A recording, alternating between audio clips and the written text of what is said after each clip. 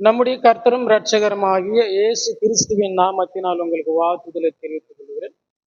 பிரியமானவர்களை, இன்றைக்கு நாம் பார்க்க இருக்கிற தேவனுடைய வார்த்தை செய்தி பரலோக ராஜ்யம் என்ற தலைப்பின் கீழாக உங்கள் மத்தியில கர்த்தருடைய வார்த்தைகளை பகிர்ந்து கொள்ளலாம் என்று நான் ஆசைப்படுகிறேன். விசேஷமாக இந்த நாளிலும் கூட இந்த பரலோக ராஜ்யம், பரலோகம், இந்த இரண்டிற்கும் இருக்கக்கூடிய வித்தியாசங்களை இன்னும் அநேகர் அறிந்து கொள்ளாமலே இருக்கிறார்கள். பரலோக ராஜ்யம் என்பது வேறு, பரலோகம் என்பது வேறு. வேறு என்று சொன்னால் தனித்தனி என்ற கருத்தோடு நான் சொல்றேன். வேறு என்று சொன்னால் அதற்கும் இதற்கு சம்பந்தம் இல்லை என்று சொல்லவில்லை. பரலோகம் தேவன் வாசம் பண்ணக்கூடிய இடமாக இருக்கிறது.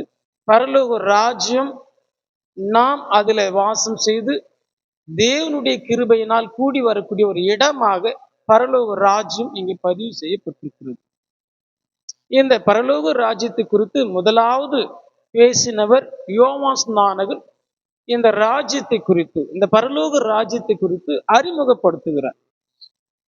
அது சமீபமா இருக்கிறது, அது உங்களை நெருங்கி இருக்கிறது என்ற வார்த்தையை இங்கு சொல்ல வருகிறார். இது ஒரு பெரிய தீர்க்க தரிசன வசனத்தை மையமாக கொண்டு இந்த யோவான்ஸ்நானகன் பரலோக ராஜ்யத்தை குறித்து பேசுகிறார். என்ன பெரிய தீர்க்க தரிசன வசனம்? தானியேல் 2ஆம் அதிகாரம் 44வது வசனத்தை மையமாக கொண்டு இந்த வசனம் எங்கே பேசப்பட்டிருக்கிறது. எடுத்தவர்கள் தானியேல் 2ஆம் அதிகாரத்தை நாம் திருப்பிக் கொள்ளலாம். 44வது வசனத்தை நாம் பார்க்கலாம். வாசிக்கிறேன், கவனமாய் கேளுங்கள். அந்த ராஜாக்களின் நாட்களிலே பரலோகத்தின் தேவன் என்றென்றைக்கும் அழியாத ஒரு ராஜ்யத்தை எழும்ப பண்ணுவார். அந்த ராஜ்யம் வேறே ஜனத்துக்கு விடப்படுவதில்லை. ஒரு கல் கையால் பெயர்க்கப்படாமல் மலையிலிருந்து பெயர்ந்து உருண்டு வந்து இரும்பையும் வெண்கலத்தையும் களிமண்ணையும் வெள்ளியையும் பொன்னையும் நொறுக்கினதை நீர் கண்டீரே, அப்படியே அது அந்த ராஜ்யங்களை எல்லாம் நொறுக்கி நிர்மூலமாக்கி தானோ என்றென்றைக்கும் நிற்கும். இங்க நேபுகாத் நேச்சார் ஒரு பெரிய சொப்பனத்தை இரவுல கண்டதாக நாம் படிக்கிறோம். அந்த சொப்பனத்தில் தேவன் இயேசு கிறிஸ்துனுடைய ராஜ்யம் பூமியில துவங்கப்படும் என்பதை தீர்க்க தரிசனமாக சொன்ன வார்த்தை. அந்த ராஜாக்களின் நாட்களில இந்த பரலோக ராஜ்யம் ஆரம்பிக்கப்படும். அந்த ராஜாக்கள் என்று சொன்னால் கடைசி ராஜாவா இருக்கிற ரோம பேரரசின் நாட்களில இந்த பரலோக ராஜ்யம் துவங்கப்படும் என்று சொன்னார். ஆகவேதான் அந்த ரோமர்கள் ஆட்சி செய்து கொண்டிருக்கிற அந்த காலகட்டத்தில் இயேசு கிறிஸ்து இந்த பூமிக்கு மனிதனாக உருவெடுத்து வந்ததை நாம் பார்க்கிறோம். ஆகவேதான் இப்போது ராஜா வந்து விட்டார். ராஜ்யம் இங்கு துவங்கப்பட வேண்டியதா இருக்கிறது. ராஜாவாக இயேசு கிறிஸ்துவை தேவன் நாமினேட் பண்ணி வச்சிருக்காரு. இப்ப ராஜ்யம் துவங்க வேண்டியதா இருக்கு. இயேசு கிறிஸ்து பிறந்த பொழுது யூதருக்கு ராஜா எங்கே என்று அந்த ஞானிகள் தேடி வந்ததை நாம் பார்க்கிறோம். ஆகவே இயேசு கிறிஸ்து ராஜாவா இருக்கிறார். ராஜா வந்து விட்டார். இப்போது ராஜ்யம் துவங்க வேண்டும், அது நெருங்கி கொண்டு இருக்கிறது என்பதுதான் மத்தேயு சுவிசேஷம் 3ஆம் அதிகாரம் 2வது வசனத்துல இங்கே யோவான்ஸ்நானகன் அது சமீபமாய் வந்திருக்கிறது என்று சொல்லக்கூடிய வார்த்தையை நாம் பார்க்கிறோம். கவனிங்கள், மத்தேயு 3:2 கவனிங்கள். மனம் திரும்புங்கள், பரலோக ராஜ்யம் சமீபித்து இருக்கிறது என்று பிரசங்கம் பண்ணினான். மனம் திரும்புங்கள், பரலோக ராஜ்யம் சமீபமா இருக்கிறது. சமீபமா என்று சொன்னால் நெருங்கி இருக்கிறது, பக்கத்தில் இருக்குதுன்னு. இது இவருடைய முதல் பிரசங்கம். தேவனுடைய ராஜ்யம் என்று சொல்லக்கூடிய பரலோக ராஜ்யத்தை குறித்ததான ஒரு எச்சரிப்பு நெருங்கி இருக்கிறது என்பதை ஜனங்களுக்கு சொல்ல வந்திருக்கிறார். அந்த ராஜ்யத்துக்கு உட்பிரவேசிக்கக்கூடிய அந்த வழியை ஆயத்தம் பண்ணும்படியாக யோவான் ஸ்நானகன் வந்தார் என்று சொல்லுகிறார். இவர் சொன்ன பிறகு நம்முடைய ஆண்டவராக இயேசு கிறிஸ்து தம்முடைய ஊழிய நாட்களை துவங்க வேண்டிய அந்த ஆரம்பத்தில் இவரும் அதை குறித்தே பேசுகிறார். 4ஆம் அதிகாரம் 17வது வசனத்தை நீங்கள் கவனிங்கள். அது முதல் இயேசு மனம் திரும்புங்கள், பரலோக ராஜ்யம் சமீபித்திருக்கிறது என்று பிரசங்கிக்க தொடங்கினார். மனம் திரும்புங்கள், அந்த ராஜ்யத்துக்குள்ளாக நீங்கள் கடந்து வர வேண்டியது இருக்கிறது, அது கிட்ட நெருங்கி இருக்கிறதுன்னு சொன்னார். அப்படி சொன்னவர் அந்த ராஜ்யத்துக்குள்ளாக பிரவேசிக்க வேண்டியவர்கள் ஒரு சில தகுதி உடையவர்களா இருக்க வேண்டும் என்று 5ஆம் அதிகாரத்தில் அவர் சொல்லுகிறத நாம் பார்க்கிறோம். இந்த பரலோக ராஜ்யம் என்று சொல்லக்கூடிய இந்த வார்த்தை மத்தியில மாத்திரம் 32 முறை பதிவு செய்யப்பட்டிருக்கிறது. அப்படின்னா பாருங்களா, அது எவ்வளவு முக்கியமான காரியம் என்று சொல்லி. இந்த பரலோக ராஜ்யம் என்று சொல்லக்கூடிய வார்த்தையானது 32 முறை இந்த மத்தேயு பதிவு செய்திருக்கார். இதுல 5வது அதிகாரத்துல 3ஆம் வசனத்தை நாம் பார்த்தோம் என்று சொன்னால், ஆவியில் எளிமை உள்ளவர்கள் பாக்கியவான்கள், பரலோக ராஜ்யம் அவர்களுடையது. ஆவியில் எளிமை உடையவர்கள்.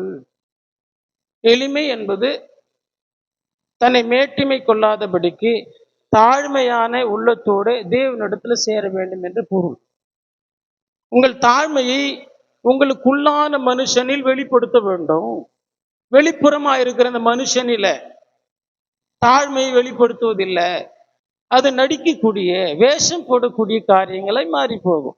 இன்னைக்கு அப்படித்தானே நடிக்கிறாங்க பெரிய பெரிய பெரிய அரசியல்வாதிகள், நடிகர்கள்.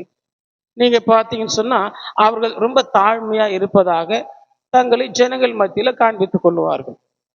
விசேஷமாக எலெக்ஷன் வந்ததுனால நிறைய பேர் டீ கடையில டீ போடுற மாதிரி நம்ம பார்த்துருக்கோம். பெருக்கிறவங்க இடத்துல அவங்களோட சகஜமா பழகி இருக்காங்க. ஏழைகள் சாப்பிடும்போது அவர்களோடு உட்கார்ந்து சாப்பிடுகிறார்கள். இவைகள் எல்லாம் அந்த நேரத்துக்கானவைகளை ஒழிய இது நிரந்தரமானதில்லை. அப்போ எளிமை என்பது உங்களுடைய ஆவிக்குள்ளாக காண்பிக்க வேண்டும். ஆவியில் எளிமையா இருக்க வேண்டும். அவர்கள் இந்த பரலோக ராஜ்யத்தை அவர்கள் சுதந்திரிக்க முடியும், அதற்குள்ளாக பிரவேசிக்க முடியும் என்று சொன்னார். ஆக இன்னொரு வசனத்துல அப்படி பார்த்தோம் என்று சொன்னால், 10வது வசனத்தை நீங்கள் கவனித்தீர்கள் என்று சொன்னால், நீதியின் நிமித்தம் துன்பப்படுகிறவர்கள் பாக்கியவான்கள், பரலோக ராஜ்யம் அவர்களுடையது. நீதி நிமித்தம் துன்பப்படுகிறவர்கள் பாக்கியவான்கள். அப்படியானா இந்த பரலோக ராஜ்யத்தில் இருக்கிறவர்களுக்கு சில போராட்டங்கள், கஷ்டங்கள், பாடுகள், கவலைகள், கண்ணீர்கள் வந்தது என்று சொன்னாலும் அதை சகித்து கொண்டு இருக்க வேண்டியது அவசியம். சில ஊழியக்காரெல்லாம் சொல்லுவாங்க, நீங்க இயேசு கிறிஸ்து ஏற்றுக்குன்னா ஒரு பெரிய சமாதானம் இருக்கும், உங்களுக்கு கஷ்டமே வராது, நீங்க எந்த பாடம் பட வேண்டியதில்லை என்று சொல்லி அவர்கள் பொய்யான காரியங்களை உபதேசம் பண்ணுகிறத நாம் பார்க்கிறோம். ஆனால் நம்முடைய ஆண்டவராகிய இயேசு கிறிஸ்து அப்படி சொல்லவில்லை. நீதி நிமித்தம், உடைய வார்த்தை நிமித்தம், இந்த பரலோக ராஜ்யத்தை நிமித்தம், கிறிஸ்தவ வாழ்க்கை நிமித்தம் உடைய விசுவாசத்திற்கு அநேக பாடுகள் வரலாம், துன்பங்கள் வரலாம். அதை நீங்கள் சகித்து கொண்டு இருக்க வேண்டும். அப்படிப்பட்டவர்களுடையது இந்த பரலோக ராஜ்யம் என்று சொன்னார். இங்க 19வது வசனத்தை நீங்கள் கவனித்தீர்கள் என்று சொன்னால், ஆகையால் இந்த கற்பனைகள் எல்லாவற்றிலும் சிறிதான ஒன்றை ஆகிலும் மீறி அவ்விதமாய் மனுஷருக்கு போதிக்கிறவன் பரலோக ராஜ்யத்தில் எல்லாரிலும் சிறியவன் எனப்படுவான். இவைகளை கை கொண்டு போதிக்கிறவனோ பரலோக ராஜ்யத்தில் பெரியவனாய் இருப்பான் எனப்படுவான் என்று சொல்லி, இங்கே கர்த்தருடைய வார்த்தைகளை சரியாக போதிக்கிறவர்கள் இந்த சபையில், அதாவது பரலோக ராஜ்யம் என்று சொல்லக்கூடிய சபையில் அவர்கள் பெரியவர்களா இருப்பார்கள். அப்படி அல்லாது அவருடைய சொந்த கற்பனைகளில, அவருடைய யோசனைகளில, நான் தரிசித்தேன், நான் சொப்பனை கண்டேன், அதன் மூலமா என்னோடு தேவன் பேசினார் என்று சொல்லி பொய்யான காரியங்களை பேசுகிறவர்கள் இந்த ராஜ்யத்துல மிகவும் சிறியவர்களா இருப்பார். ஆக என் பிரியமானவர்களே, இந்த கற்பனைகளின்படி, புதிய ஏற்பாட்டின் உபதேசத்தின்படி ஒருவர் போதிக்கிறவர்கள் இந்த பரலோக ராஜ்யத்தில் பெரியவர்களா இருப்பார்கள். 20வது வசனத்தை நாம் பார்க்கும்போது, வேதபாரகர் பரிசேயர் என்பவர்களுடைய நீதியிலும் உங்கள் நீதி அதிகமா இராவிட்டால் பரலோக ராஜ்யத்தில் பிரவேசிக்க மாட்டீர்கள் என்று உங்களுக்கு சொல்லுகிறேன். நம்முடைய ஆண்டவராக இயேசு கிறிஸ்து சொல்லுகிறார், இந்த வேதப்பாரகர் பரிசேயர்கள் இவர்களுடைய நீதியை காட்டிலும் உங்கள் நீதி அதிகமா இருக்க வேண்டும். பழைய ஏற்பாட்டு மோசேயின் பிரமாணங்களை கை கொண்டு அதன்படி செய்கிறவர்கள் தேவனுடைய ஜனங்கள் என்று சொல்லி அவர்களுக்குள்ளாக மிகப்பெரிய நம்பிக்கை இருந்தது. ஆனாலும் அவைகள் அவர்கள் முழுமையாய் கை கொள்ளவில்லை. இங்க நம்முடைய ஆண்டவராக இயேசு கிறிஸ்து என்ன சொல்லுகிறார் என்று சொன்னால், அவர்களை காட்டிலும் உங்களுடைய நீதி அதிகமா இருக்க வேண்டும். வேதத்தை கை கொள்ளுவதில, நன்மை செய்வதில, தேவனுக்கு கொடுக்கிற விஷயத்துல அவர்களை காட்டிலும் உங்கள் நீதி அதிகமா இருக்க வேண்டும் என்று சொன்னார். அப்படிப்பட்டவர்கள் இந்த பரலோக ராஜ்யத்தில் இருப்பார்கள் என்று சொன்னார். ஆகவே பரலோக ராஜ்யம் என்பது சபையை குறிக்கிறது. பரலோகம் என்பது வேறு. பரலோகம் வானத்தில் இருக்கிறது. பரலோகம் தேவன் வாசம் பண்ணக்கூடிய இடமாக அதை சித்தரித்து பரிசுத்த ஆவியானவர் பேசியிருக்கிறார். ஆனால் பரலோக ராஜ்யம் வானத்தில் இல்லை, இங்க பூமியில் இருக்கு. இந்த பரலோக ராஜ்யம் தான் சபை. இந்த பரலோக ராஜ்யத்தை ஆளுகை செய்கிறவர் தான் நம்முடைய ஆண்டவராக இயேசு கிறிஸ்து. அப்படியானா பரலோக ராஜ்யம் சபையாகவும் நம்முடைய ஆண்டவர் அதற்கு ராஜாவாகவும் இருக்கிறார். அவர் பெந்தேகோஸ்து நாளிலே, அதாவது உயிர் தெழுந்து 10 நாள் கழித்து 50வது நாளில் தேவனுடைய வலது பாரிசத்தில் அவர் வீற்றுக் கொண்டிருக்கிறார். அங்கிருந்து இந்த பரலோகத்தை அவர் ஆளுகை செய்து கொண்டு வருகிறார். அவர் முடிசூட்டப்பட்டார். எப்போது முடிசூட்டப்பட்டார்? அவர் உயிர் தெழுந்து 50 நாள் கழித்து பெந்தேகோஸ்து எனக்கூடிய அந்த நாளில் 50வது நாளில தேவன் அவரை ராஜாவாக அபிஷேகம் பண்ணினார். ஆகவேதான் அப்போஸ்தலர்கள் கூட சொல்லுவார், பேதுரு சொல்லும் போது, தேவன் அவரை உயிரோடு எழுப்பி உன்னதங்களிலே அமர செய்து ஆண்டவரும் கர்த்தரும் ஆக்கினார் என்று சொன்னார். ஆகவே பிரியமானவர்களே, அன்பு தேவனுடைய ஜனமே, இந்த பரலோக ராஜ்யம் என்பது பூமியில் இருக்கக்கூடிய சபையை இங்கு காண்பிக்கிறதா இருக்கிறது. சபைதான் பரலோக ராஜ்யம். பரலோகம் வேற. ஒரு சிலர் ஜெபிக்கும் போது பரலோகத்துக்கு என்ன வித்தியாசம், பரலோக ராஜ்யத்துக்கு என்ன வித்தியாசம் என்று தெரியாமல் எல்லாவற்றையும் அதை சொல்லும் போது, பரலோகத்தை சொல்லும் போது பரலோகம் என்று சொல்றாங்க, பரலோக ராஜ்யம் என்று சொல்லக்கூடிய சபையை பரலோகம் என்று சொல்றாங்க. அது அப்படி இல்லை. இரண்டு வெவ்வேறான காரியங்கள். பரலோகத்துக்குரிய ராஜ்யம் இங்க இருக்கிறது. அதை நம்முடைய ஆண்டவராக இயேசு கிறிஸ்து ஆளுகை செய்கிறார். அவர் மாத்திரம் ஆளுகை செய்யவில்லை, அவருடைய நீதி நியாயங்கள், கற்பனைகள், உபதேசங்கள், சுவிசேஷங்களை கொண்டு நாமும் அவரோடு கூட உட்கார்ந்து ஆளுகை செய்து கொண்டிருக்கிறோம். அவரோடு கூட பாடுகள் பட்டீர்கள் என்று சொன்னால் அவரோடு கூட ஆளுகையும் செய்வீர்கள் என்று சொன்னார். நாம் இன்றைக்கு பிரஜாதி மக்கள் இடத்துல ஆளுகை செய்து கொண்டிருக்கிறோம். ஆகவேதான் நம்மை ராஜாக்களும் ஆசாரியர்களுமாய் மாற்றி இருக்கிறார். ஆகவே பிரியமானவர்களே, ஆளுகை என்பது இங்கு கீழே இருக்கு. நம்முடைய ராஜா நம்மோடு கூட இருக்கிறார். நாம் அவருக்கு உடன் வேலைக்காரர்களாக, ஆளுகைக்கு உட்பட்டவர்களாக, அவரோடு கூட ஆளுகை செய்கிறவர்களாக இந்த பரலோகத்துல நாம் ஆளுகை செய்து கொண்டு வருகிறோம். அதை முதலாவது புரிந்து கொள்ள வேண்டியது அவசியம். ஒரு சிலர் சொல்றாங்க, பரலோக ராஜ்யம் இனி வரப்போகுது, இயேசு கிறிஸ்து மீண்டும் அந்த பூமிக்கு வருவார், இந்த பூமியை ஆளுகை செய்வார் என்று சொன்னார். இப்போது ஆண்டு கொண்டு இருக்கிறதே நம்முடைய ஆண்டவராக இயேசு கிறிஸ்து தான் என்பதை அவர்கள் அறியாது இருக்கிறார். அப்படி போலவே இன்னொரு வசனத்தை நாம் வாசிக்கலாம். மத்திய 7ஆம் அதிகாரம் 21 நாம் பார்க்கலாம். 7:21 நீங்கள் கவனிங்கள்.